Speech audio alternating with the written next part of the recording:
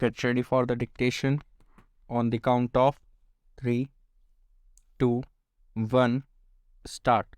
Mr. Deputy Chairman, it is a formal proposal that has been placed before us, and I don't think there is anybody in this house who would oppose the recommendation for ratification of this very important convention.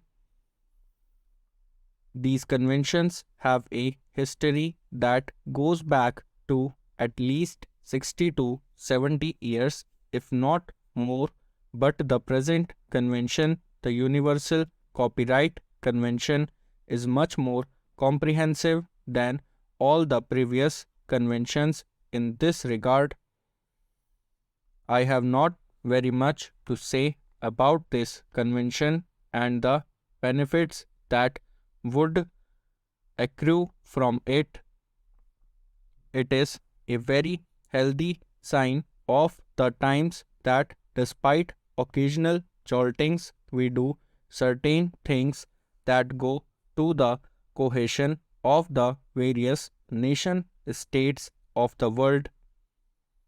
There is one important step in that direction, especially in matters of culture. We are trying to get nearer to each other and bring ourselves under obligations that are common and reciprocal. I have only one or two words to offer by way of comments. It is a pity that two important segments of the world are not yet signatories to this pact to the Soviet bloc and China, and so long as these two very important areas of the world do not come within this convention, we cannot expect the best out of it. The importance of this convention is all the more so because India will very shortly be participating in one of the major projects initiated by the UNESCO, the project of East-West Cultural Exchange Relations, a proposal that was accepted at the last General Conference of the UNESCO held at New Delhi. This program envisages that translations of some of the most important works from Asian and African countries will be exchanged with similar translations of works of Western origin for our mutual benefit. We are going to participate in that major project, and the convention will be a very useful safeguard in that respect. As years roll on, more and more Indian authors are being translated in various languages of the world, and these books are becoming more and more popular. It is the only proper that our authors get the copyright protection in those countries that are contracting parties on the strength of this convention. It is a pity that this convention was adopted in three major languages: English, French, and Spanish, and not in Hindi. I regret somewhat that we could not have our national language included in this list. In fact, whenever the question comes up for recording and propagating international contracts, the claim of the Indian national language is not recognized. I do not know whether the case is not pressed or whether it just goes by default.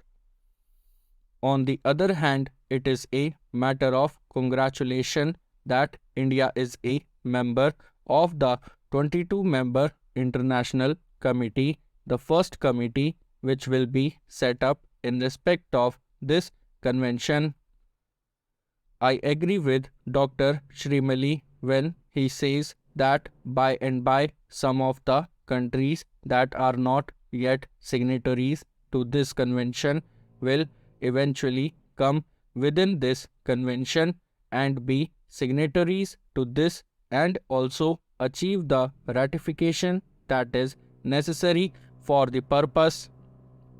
It is the most obvious thing to do, and I hope this House will recommend its ratification without any demand. Mr. Deputy Chairman, the motion for ratification has not come a day too soon.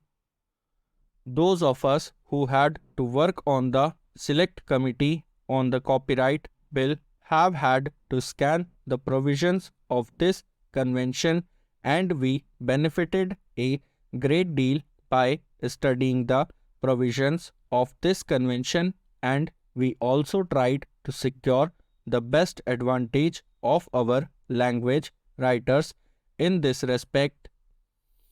Now, sir, today, by ratifying this convention, it is obviously clear that we are undertaking a very important international commitment.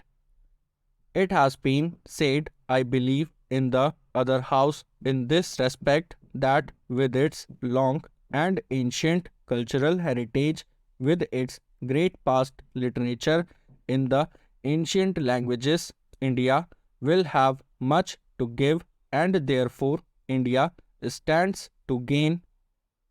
But, sir, one aspect of the thing which is not generally probably realized is that today the Indian languages are on the eve of a very major development.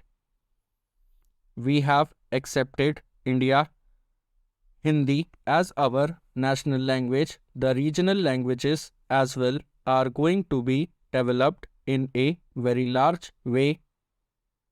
The major problem today is of technical books, and as such we will have very much to take from as many as 3 countries, from the literature of 3 countries who are not parties to the Berne Convention but have joined the Universal Copyright Convention, namely the German Federal Republic, Japan, and the United States of America. We have entered into certain relationship with the United States of America, and with this ratification we regularize the same. But it also brings us closer to these two other countries, and I am hoping, sir, that the ratification of this convention will open out a new vista.